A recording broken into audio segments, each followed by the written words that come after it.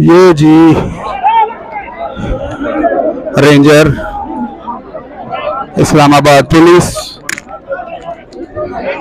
ने घेरा, हाथों की चेन बनाई हुई है।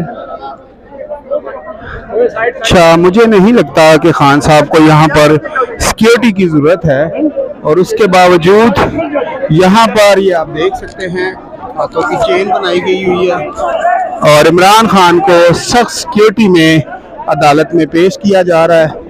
और माशाल्लाह से अभी खान साहब की टांगे भी ठीक है, वो अपने कदमों पे चल भी रहे हैं। और इससे पहले जब इमरान खान यहाँ,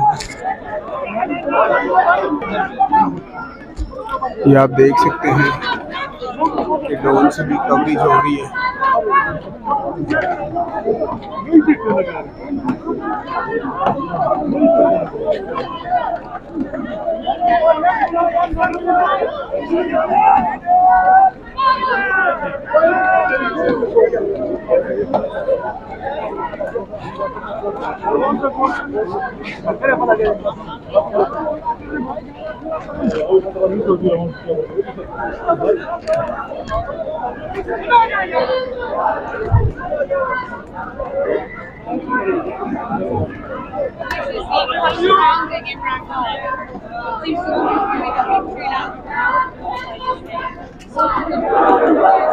ये इमरान खान को दूसरा चक्कर लगवाया जा रहा है, किस लिए लगवाया जा रहा है आई डोंट नो, इसका नहीं पता।